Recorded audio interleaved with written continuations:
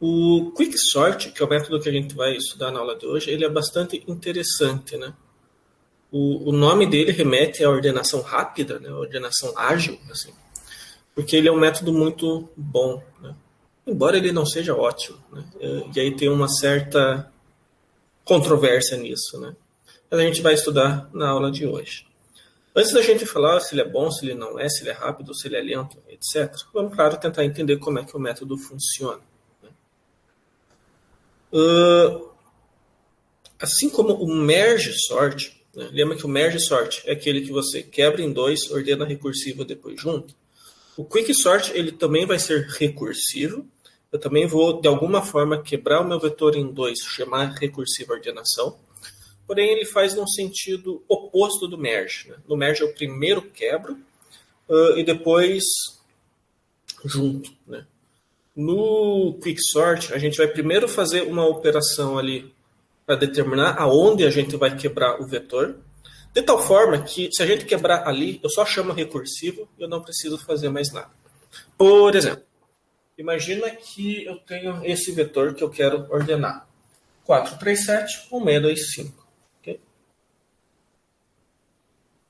Pessoal, como eu vou fazer o que eu vou fazer agora, a gente vai estudar daqui a pouco.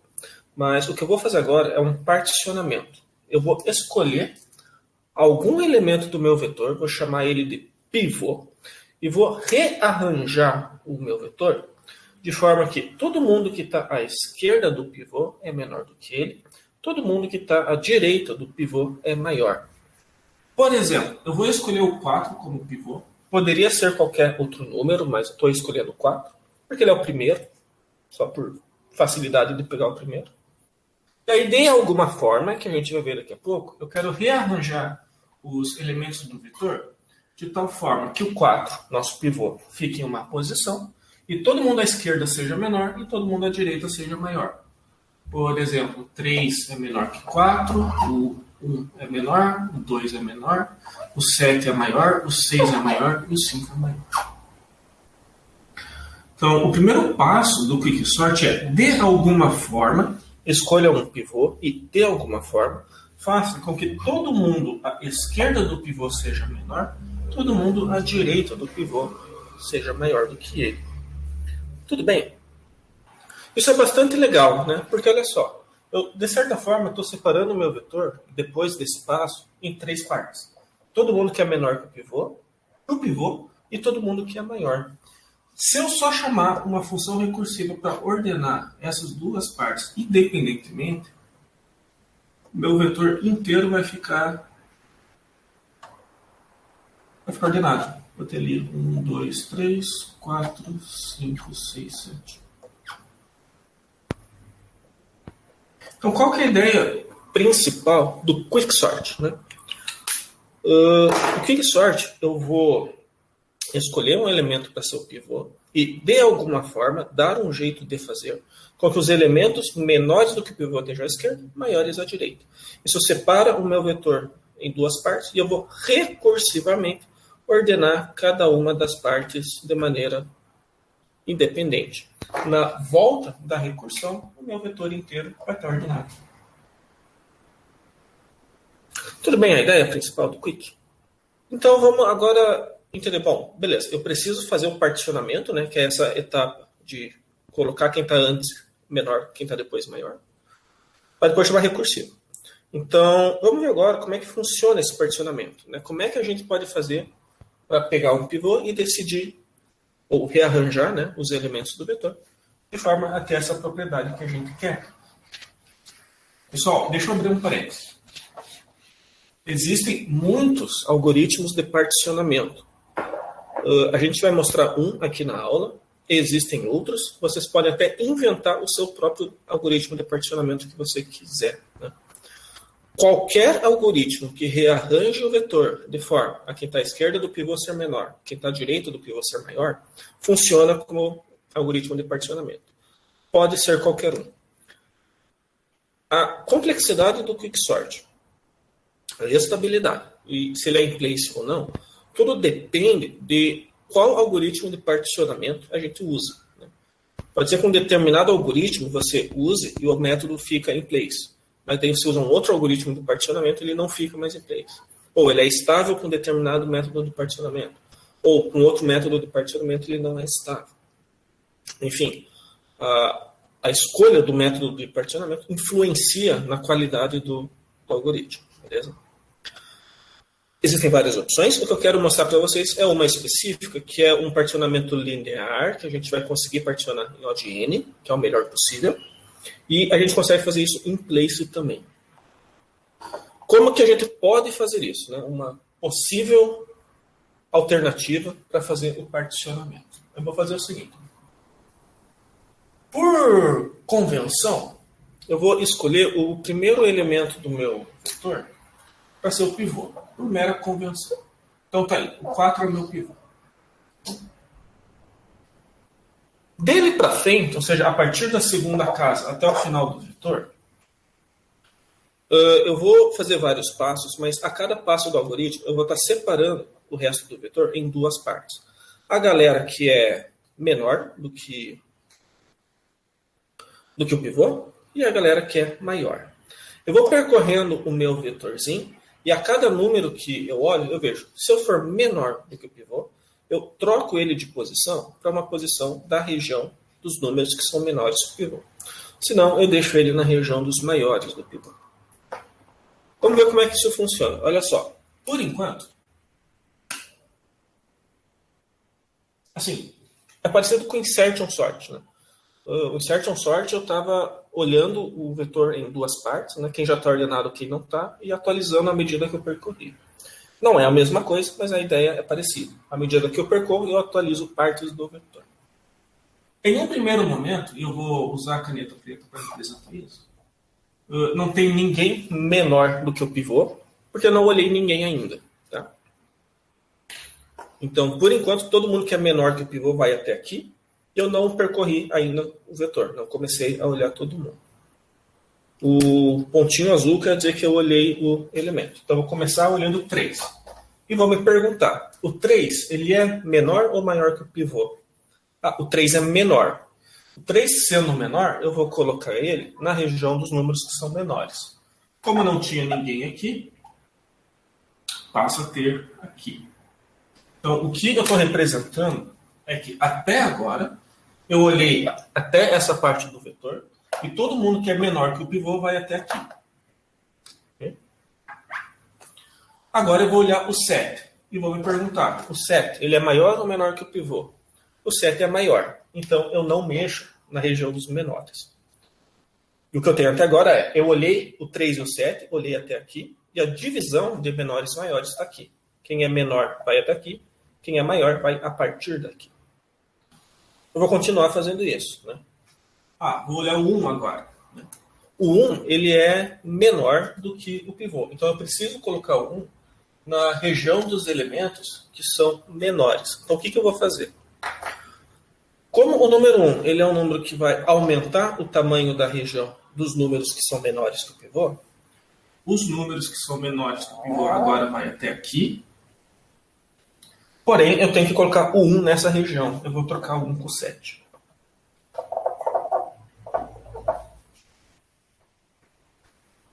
Eu estou fazendo essa troca para que o número 1 fique à esquerda da minha reta preta.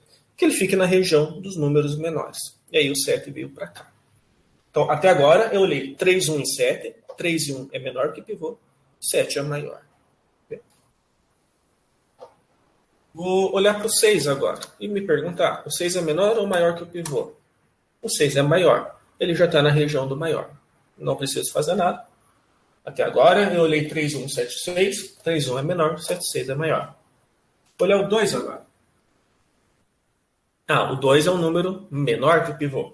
Então eu preciso colocar ele nessa região dos números que são menores. Aumenta o tamanho da região para colocar mais uma casa. E troca o elemento que eu quero que apareça nessa região com o último elemento que está lá. Vou trocar o 2 com o 7 de novo. 7 vem para cá, agora o 2 vem aqui. Representando que de todos os números que eu olhei até agora, 3, 1 e 2 são os menores, 6 e 7 são os maiores. Por fim, falta olhar o 5, me perguntar se o 5 é maior ou menor que o pivô. O 5 é maior, não preciso mexer no vetor. Tudo bem até aqui? Eu estou olhando os elementos um a um do vetor e me perguntando se ele é menor ou maior que o pivô. Se ele for menor, eu aumento essa região dos números menores e troco com quem tiver na última posição. Senão eu não faço nada. Beleza? Findado isso, né, terminada essa parte, tem uma última coisa que eu preciso fazer, que é colocar o pivô, propriamente dito, no meio dessas duas regiões. O meio dessas duas regiões, eu poderia estar trocando, né, o meu pivô com o último elemento dessa região. Então, o último passo vai ser trocar o 4 com o 2.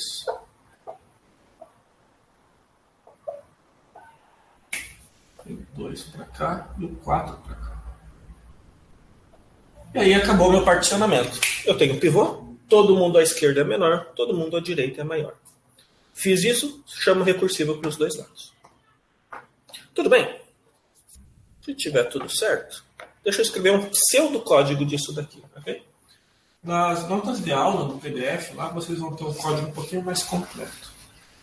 Aqui na aula eu quero escrever mais pseudocódigo mesmo, para a gente ir com mais direto ao ponto, né? De sorte ele é assim. Ele é uma função recursiva que vai receber o vetor, mas também a posição de início e de fim, que eu quero ordenar o vetor, né? Lembra pela ideia que depois do particionamento eu tenho que chamar recursivo para uma metade e depois recursivo para outra metade. Esse in e o fim são os índices do vetor, onde começa e onde termina cada metade, cada chamada recursiva que eu faço do quicksort. Eu vou começar com o caso básico da recursão, que é se o início for maior ou igual que o final. O início ser maior ou igual que o final quer dizer que o vetor ou está vazio ou só tem uma posição. Nesse caso ele já está ordenado, eu não preciso fazer nada.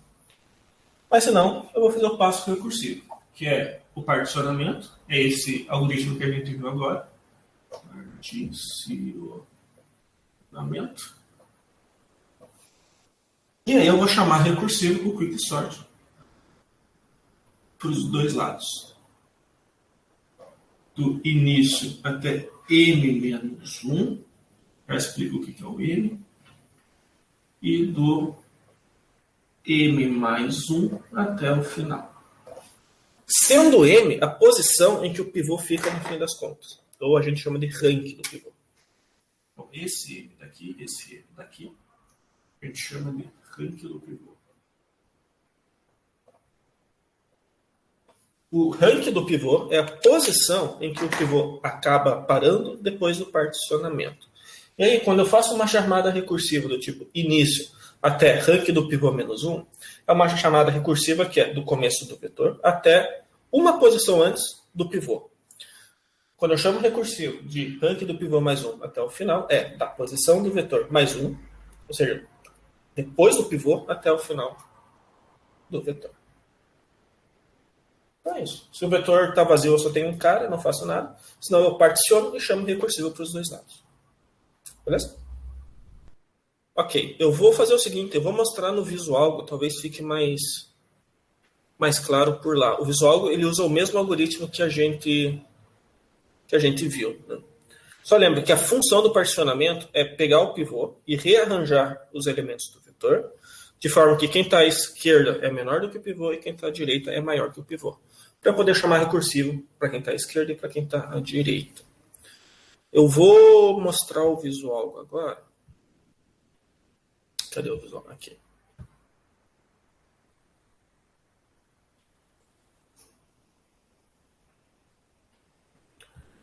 Vocês devem estar vendo o Visualgo, né, na opção ali do Quicksort.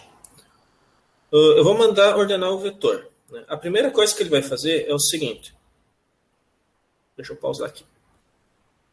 Ele escolhe, né, como pivô o primeiro elemento do vetor. Então, esse 3 estar em amarelo quer dizer que 3 é o pivô. E aí ele vai percorrer cada elemento do vetor, se perguntando se ele é menor ou se ele é maior que o pivô. Se ele for menor, ele troca as posições do elemento para aquela primeira região do vetor, que seria a região dos números menores que o pivô. Se ele for maior, ele fica na região dos números que são maiores que o pivô. Olha só. 3 é um pivô um pouco ruim, né? Mas assim, perceba que ele está percorrendo o vetor, então ele está olhando cada elemento do vetor. Essa cor roxa aqui indica qual elemento ele está olhando agora.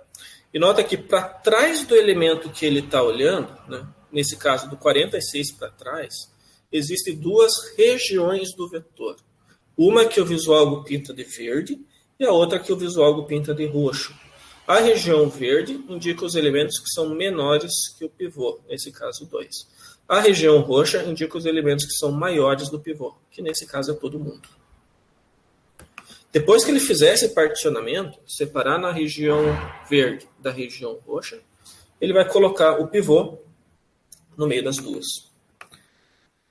E aqui ele fez um particionamento já. O 3 é o pivô, todo mundo à esquerda do pivô é menor, e todo mundo à direita do pivô é maior, beleza? Como só ficou 2 de um lado, esse exemplo acabou sendo um pouco ruim. Eu vou continuar a execução do algoritmo. Nota, ele vai chamar recursivo para os dois lados. Então, ele vai chamar para o 2, já está certo. E agora, ele vai chamar para esse lado daqui. E vai fazer a mesma coisa. Então, ele escolheu o 38 para ser o pivô. Então, ele está em amarelo, ele é o pivô. E aí, ele vai percorrer um a um os elementos do vetor e decidir se cada elemento tem que ser verde ou se tem que ser roxo. Ou seja, se faz parte dos conjuntos menores ou faz parte dos conjuntos maiores. Sempre que ele encontrar um número que é menor do que o pivô, ele coloca na região verde. Se o número que ele tiver for maior que o pivô, ele deixa na região roxa. E aqui de novo. Todo mundo que está verde é menor que o pivô, todo mundo que está roxo é maior que o pivô. Põe o pivô no meio das duas. Tudo bem? É assim, percorre o vetor. Para cada elemento se pergunta, eu sou menor ou sou maior que o pivô? Se eu sou menor, me coloca na primeira parte do vetor, que é a parte verde, é a parte da galera menor do que o pivô. Se eu sou maior, me deixa na parte roxa, que é a parte da galera maior que o pivô. No final, põe o pivô no meio dos dois. E claro, vai continuar a recursão daí fazendo a mesma coisa.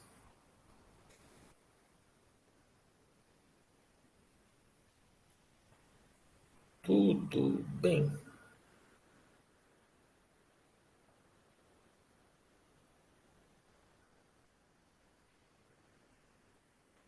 Aí vai terminar de ordenar o vetor ali. Beleza? Separa o meu vetor em 2, quem vem antes, quem vem depois do pivô. E a cada elemento do vetor você faz o if para você faz o if para saber se você coloca o elemento na parte dos que vem antes ou se você deixa nas partes do que vem depois. No final você põe o pivô e põe no meio das duas partes. Ok?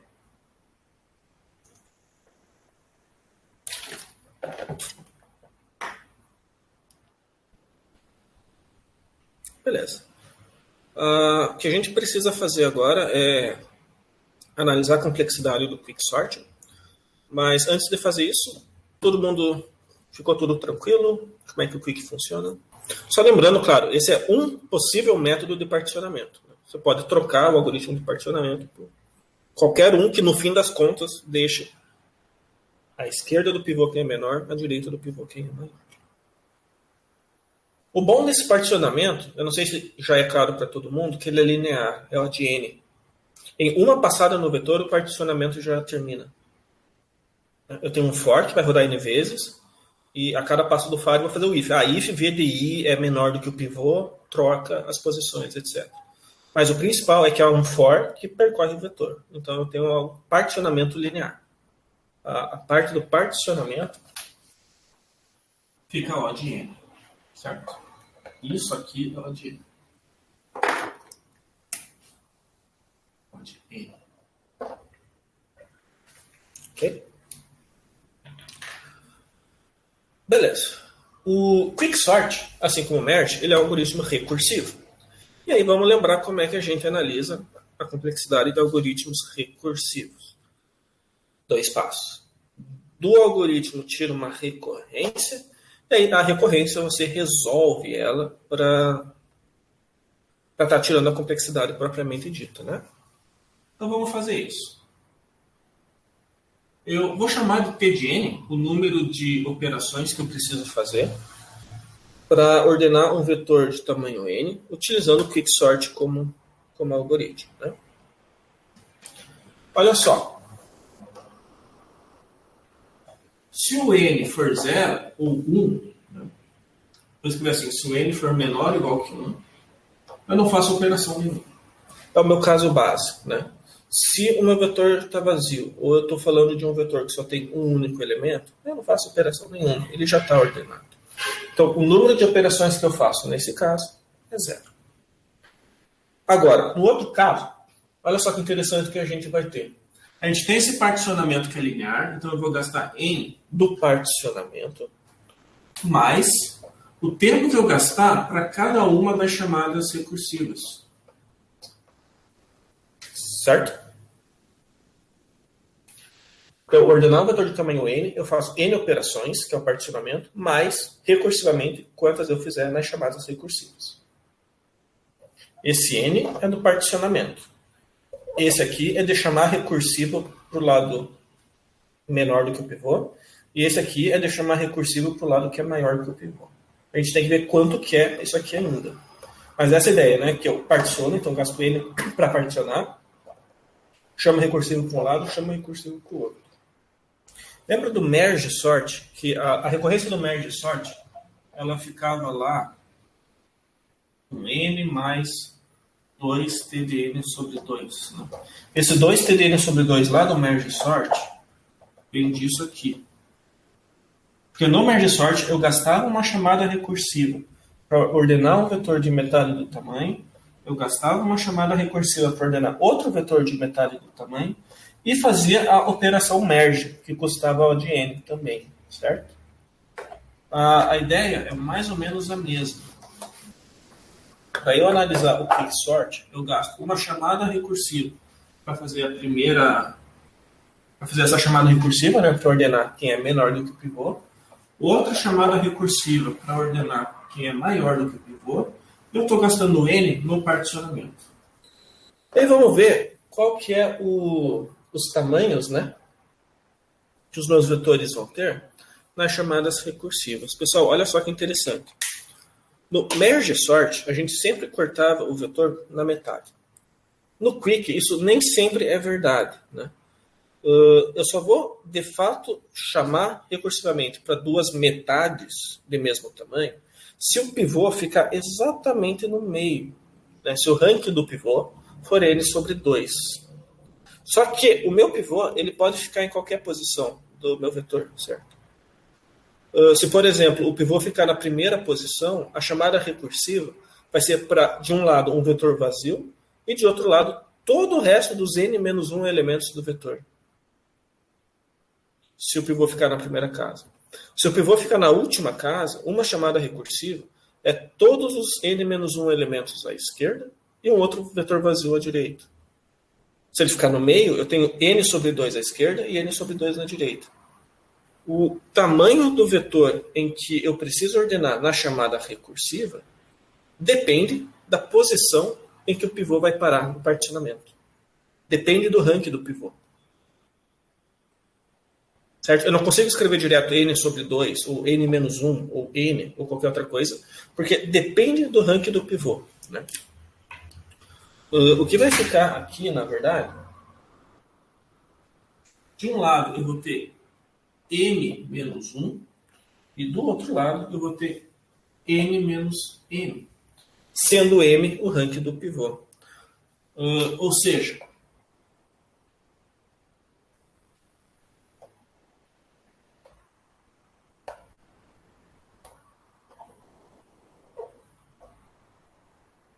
imagina que o meu pivô está na posição 4. Assumindo por simplicidade que o meu vetor começa na posição 1. Né? Na hora que eu vou chamar recursivo, eu vou chamar recursivo para um vetor de tamanho 3, nesse caso, e depois chamar recursivo para um vetor de tamanho n-n. Assumindo, claro, que m igual a 4, nesse caso. Então, por isso, m-1 de um lado é n-m do outro, porque é o tamanho do vetor que eu tenho que coordenar recursivo. À esquerda do pivô e o tamanho do vetor que eu tenho que ordenar recursivo à direita do pivô. Por isso que eu tenho isso daqui. Só olha que interessante isso agora. Vocês conseguem perceber que se o meu pivô acabar caindo perto das extremidades do vetor, se ele for, por exemplo, o primeiro elemento ou o último elemento depois do particionamento, o meu quicksort ele vai ser pior do que se o pivô caísse no meio do vetor. Se o meu pivô ele cai, por exemplo, na primeira posição do vetor, imagina que ele vai conseguir separar mais e vai ter menos recursões. Isso. No caso dele ficar no meio, né? Isso, perfeito. Exatamente. Se ele acaba caindo na primeira casa, né, eu gastei todo um particionamento que custa n para depois fazer uma chamada recursiva para um vetor de n-1. Certo? Se nessa chamada recursiva do n-1 o meu pivô vai cair na primeira casa de novo, eu vou gastar um particionamento O de n para deixar chamar n-2 na recursão. Está sendo muito ineficiente, muito desbalanceada a minha chamada recursiva se o meu pivô fica caindo na primeira posição. Se o meu pivô cai no meio do vetor, aí eu já tenho o contrário, uma coisa que é o mais eficiente possível. Né? Se o meu pivô cai no meio do vetor, eu vou ter duas chamadas recursivas, então é n sobre 2. Se nessas chamadas recursivas os pivôs caírem no meio também, eu vou ter 4 chamadas de n sobre 4. Eu já tenho uma árvore de recorrência bem mais balanceada do que no caso anterior. Pessoal, o quicksort ele varia de acordo com o caso. Diferente do heap e do merge, que não variava, o quick varia. Existe o melhor caso do quick, o pior caso do quick e o caso médio do quick. Dependendo de onde o pivô vai parar no fim das contas. Se o pivô parar em determinada posição, eu tenho o pior caso. Se o pivô parar em determinada posição, eu tenho o melhor caso. Okay? O melhor caso é o de n. Vamos analisar cada um desses casos. Okay? Vamos ver se é o de n ou não. Mas, por enquanto, o meu ponto é perceber que, dependendo de onde o pivô cai, o algoritmo fica muito bom ou fica muito ruim. Beleza? Vamos começar analisando o pior caso do quicksort.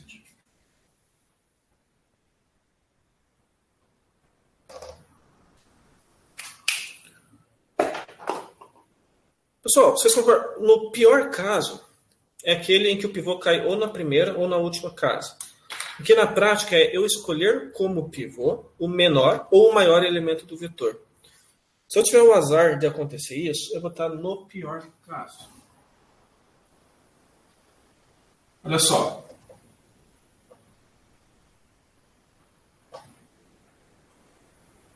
No pior caso, que é, por exemplo, o pivô cair na primeira posição do vetor, eu vou gastar as n operações do particionamento, vou chamar recursivo para um vetor de tamanho 0, à esquerda dele, e chamar recursivo para um vetor de tamanho n-1 à direita.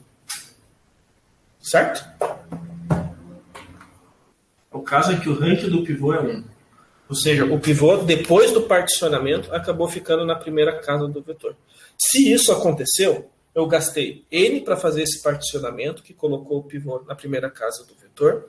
Daí eu vou fazer uma chamada recursiva para todo mundo que é menor do que ele, à esquerda dele, que é ninguém, então 0. E uma chamada recursiva para todo mundo à direita, que é literalmente todo o resto do vetor. Ok? Então, no pior caso, eu tenho isso daqui. T de 0 é 0, né? T de 0 é 0. Então, eu posso reescrever essa recorrência como T de n, sendo igual a n mais T de n menos 1. Ok?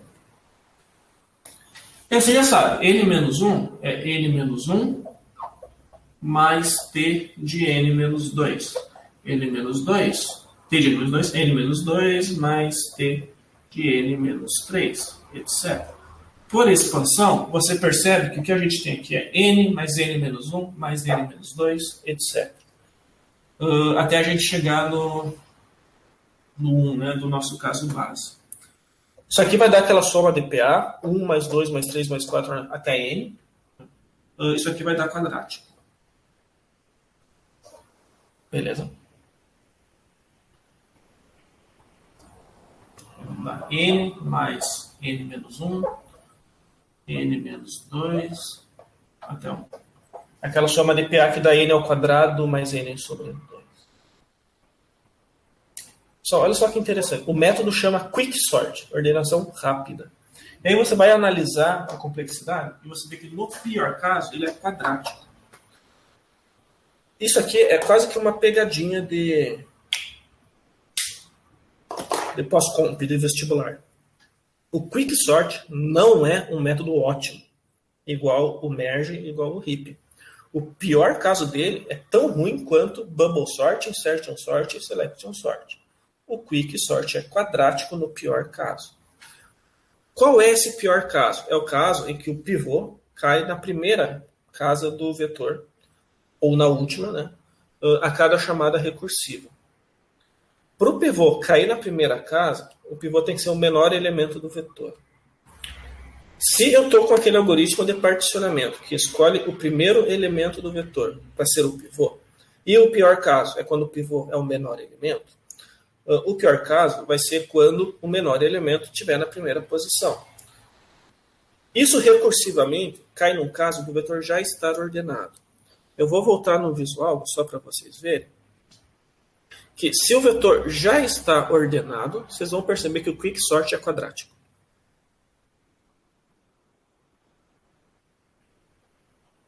Então, olha só, eu vou criar um vetor que já está ordenado increasing, já está ordenado. E por mais que ele já esteja ordenado, eu vou dar para o quicksort. Vocês vão perceber que ele é quadrático. Que eu vou percorrer o vetor, no fim das contas, um número quadrático de vezes. Percorri uma vez, agora eu vou percorrer outra. Depois outra. Depois outra. Por aí vai. Você consegue perceber a quadraticidade desse negócio daqui? Se eu dou um vetor já ordenado para o quicksort, o pior caso dele é quadrático.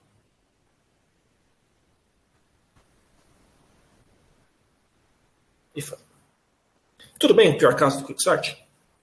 Lembre, quicksort é ruim no pior caso. Ele tem um nome que engana. Mas como ele varia de caso, vamos falar do melhor caso agora do quicksort.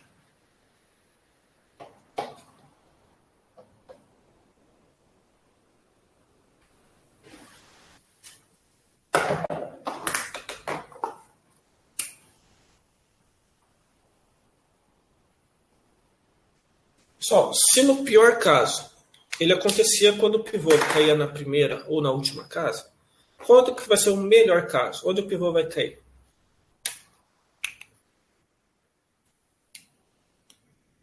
No meio. Se o meu pivô cair no meio, qual que vai ser a minha complexidade de melhor caso do quicksort? Eu ainda vou gastar o N no particionamento, para fazer o particionamento. Só que aí eu vou fazer uma chamada recursiva para a metade do vetor, né, quem está à esquerda, e outra para quem está à direita. Aproximadamente. Eu vou simplificar um pouco o cálculo. E, teoricamente, o pivô em si não entra na conta, né? Mas, para simplificar, eu até poderia dizer menor ou igual, né? Eu vou fazer no máximo um particionamento, e aí uma chamada recursiva para uma metade do vetor e uma chamada recursiva para outra metade do vetor. Tudo bem?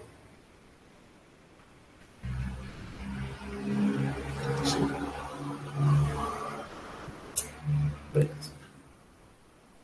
A gente já comentou dele nessa aula, mas se vocês puxarem um pouco a memória, na nota de aula vai estar tudo de novo certinho. Mas se você puxar de novo a memória, é a mesma recorrência do merge sort.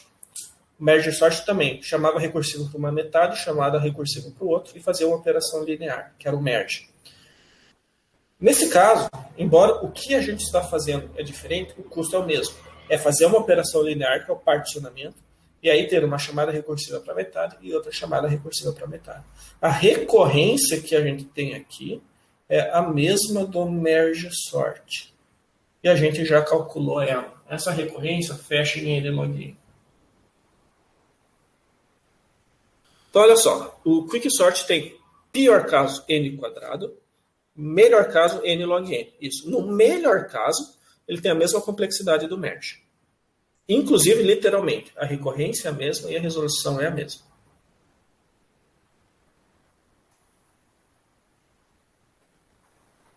O melhor caso do quick é a complexidade do merge. De certa forma, isso faz sentido, porque assim, a operação é análoga, né? No merge, eu quebrava em dois e fazia uma operação linear para juntar. No quick, eu faço uma operação linear para separar e depois chamo recursivo para os dois. Então, embora a ordem das operações é diferente, o número total de operações é a mesma. Tudo bem? E aí, olha só que interessante. Ou não, né? Depende do que você acha interessante ou não. Mas, ó, a gente está com o pior caso n quadrado, um melhor caso n log n. Como o pior caso e o melhor caso não coincidem, eu não consigo tirar o caso médio só olhando para os dois, né? Lembra que se os dois fossem iguais, o caso médio também seria. Mas como os dois não são iguais, a gente teria que estar calculando o caso médio na mão. Eu não vou fazer isso com vocês, porque é uma conta bem chatinha de fazer. O que eu vou fazer é indicar para vocês aonde tem essa conta e depois pensar uma ideia um pouco mais intuitiva de por que na média, o quicksort é n log n e não n quadrado. Tá? Eu quero mostrar duas coisas para vocês agora. A primeira coisa é literalmente a Wikipedia. Mostro mesmo.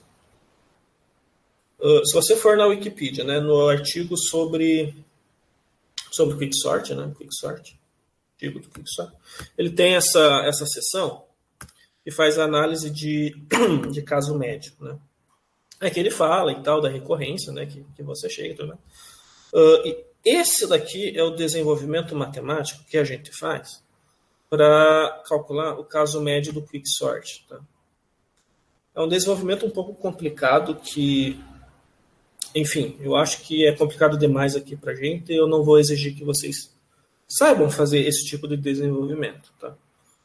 Eu também não vou pedir na prova, vocês podem ficar tranquilos quanto a isso, tá?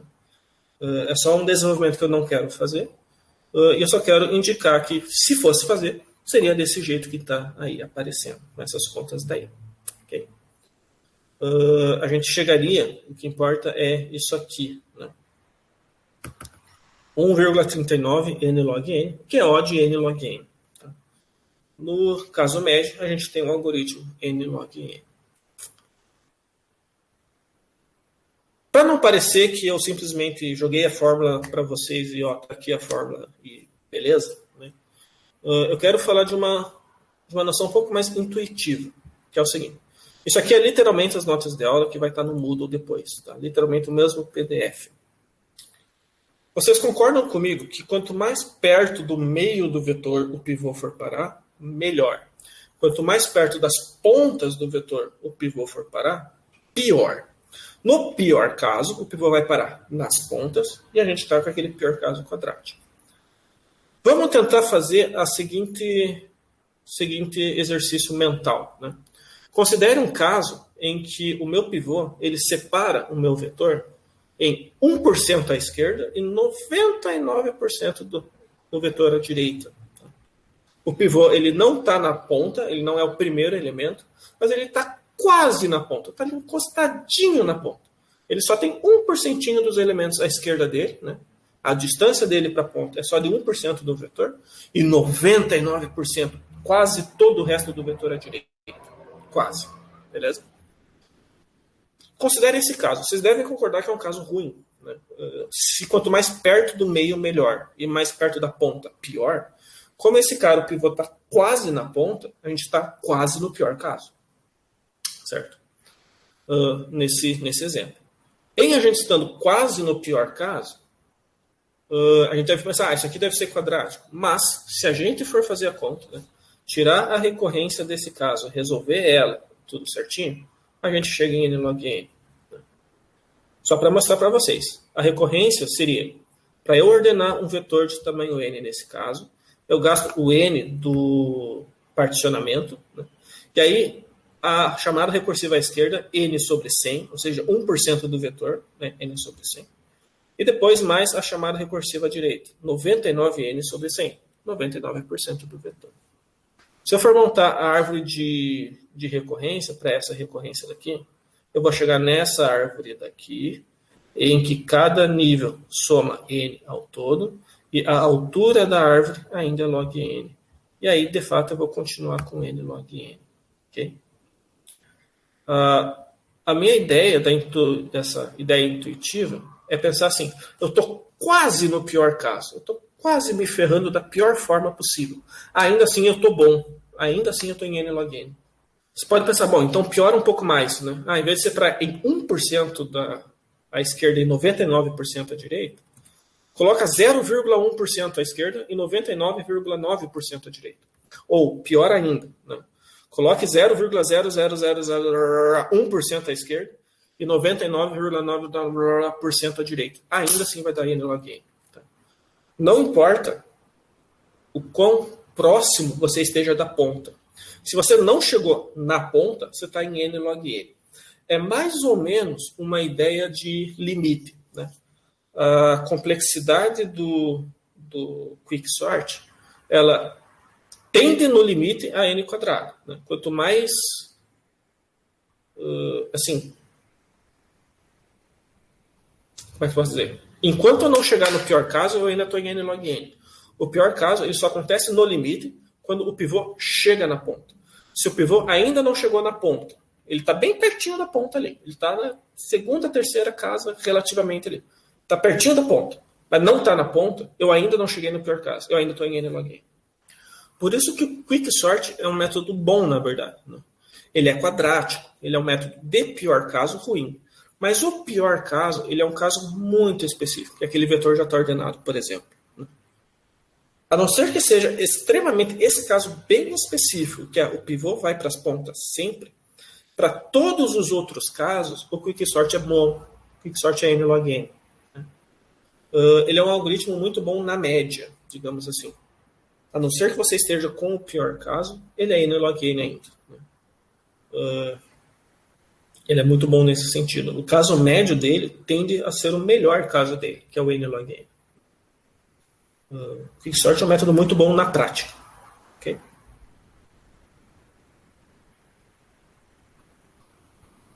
Tá, mas tem o pior caso ainda. Né?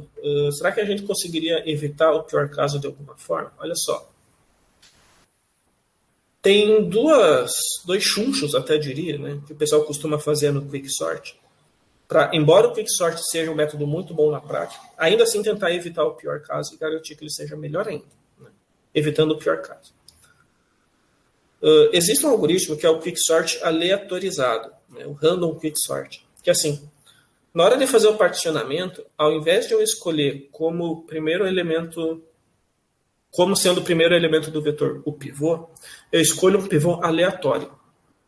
Literalmente aleatório. Chama a função range e pega um pivô aleatório do vetor. Para que isso? Para que seja muito baixa a chance de o elemento que eu escolhi como pivô ser o menor elemento, que é o que gera o pior caso. Entendeu? Se eu só vou cair no pior caso quando eu escolher como pivô o menor elemento do vetor, então escolhe como pivô um número aleatório. A chance de você pegar o menor elemento é 1 em n. É baixo. Tudo bem? Faz sentido isso? Sim. Beleza?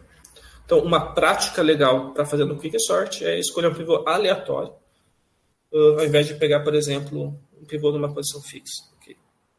Uma segunda coisa interessante que você pode pensar, o que é muito interessante mesmo isso, né? Porque é bem contraintuitivo, mas quando a gente para pensar faz sentido e é genial. Que é assim, você recebeu um vetor que você quer ordenar.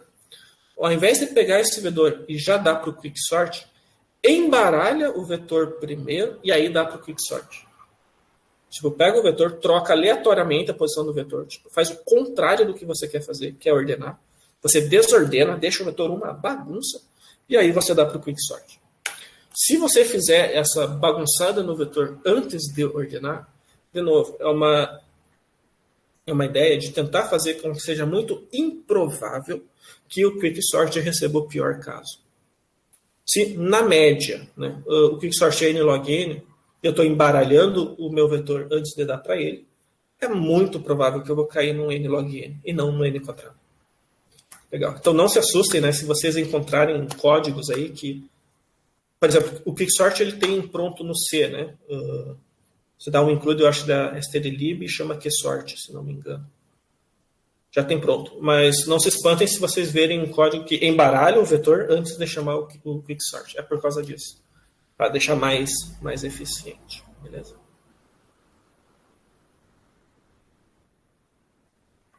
Beleza. Sobre o quicksort, era isso que eu queria falar com vocês.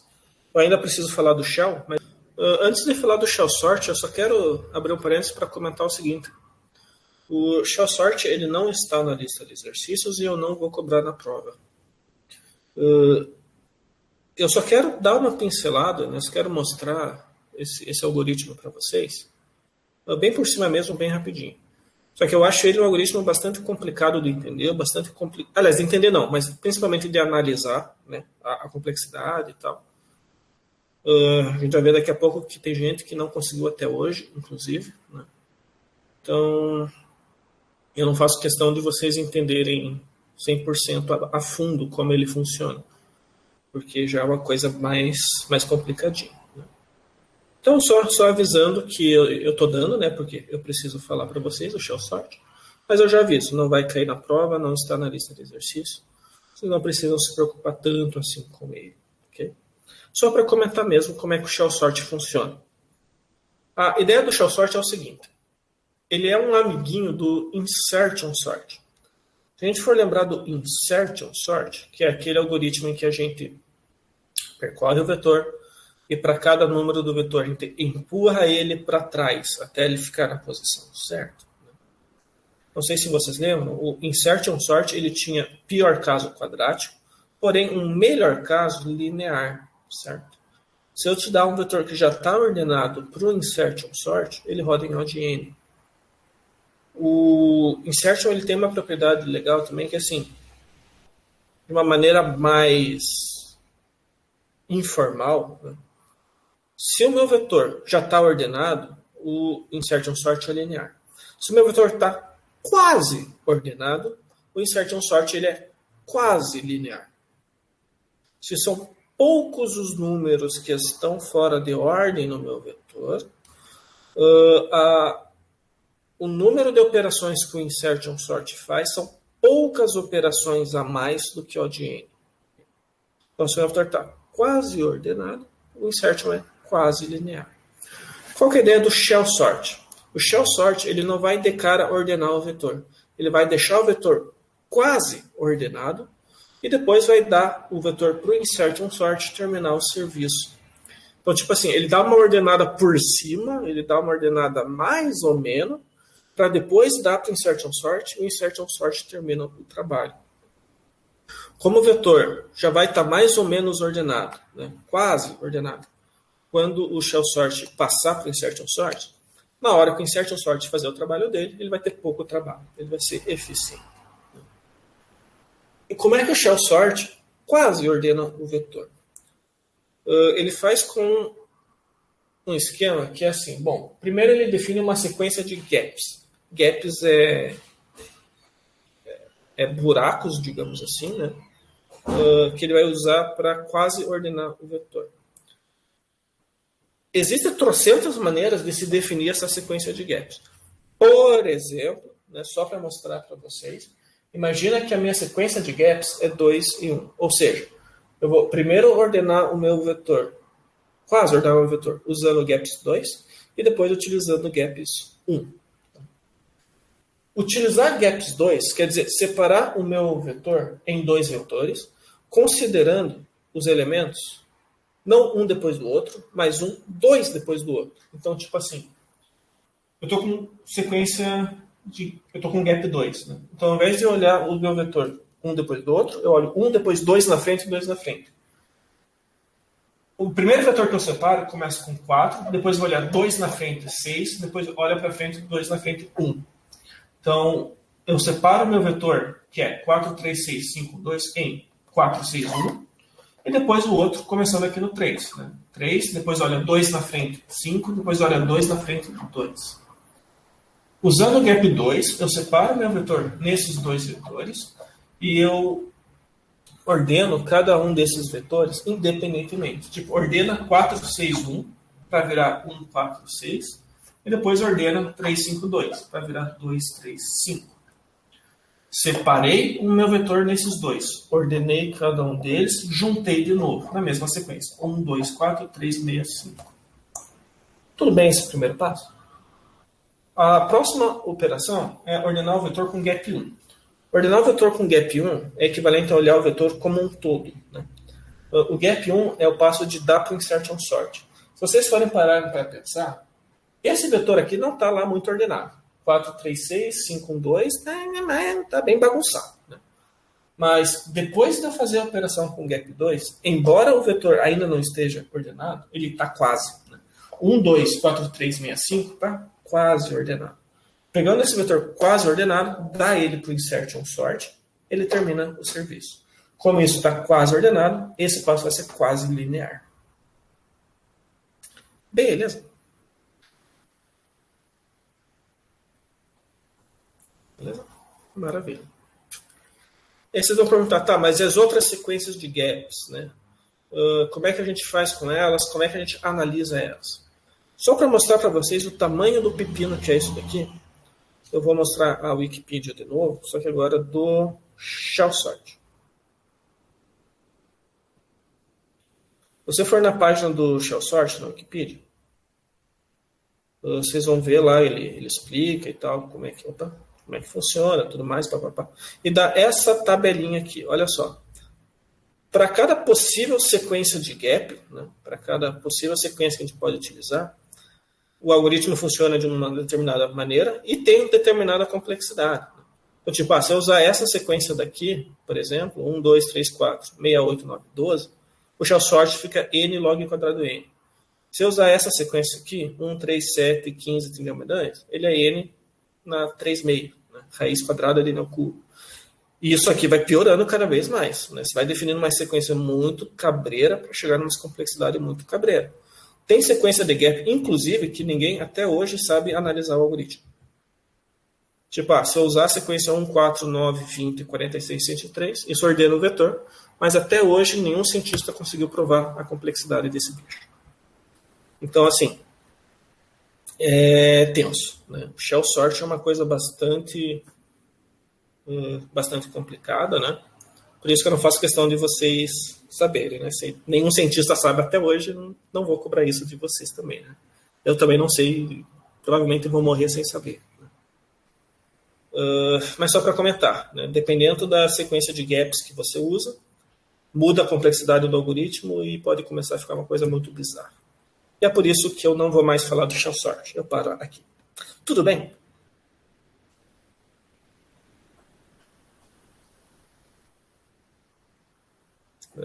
Só reiterando, né? Já aviso que não cai na prova, não está na lista, não se preocupem com o shell sort. É só porque eu precisava passar para vocês. Pessoal, se deu tudo certo, o que eu queria mostrar para vocês na aula de hoje era isso.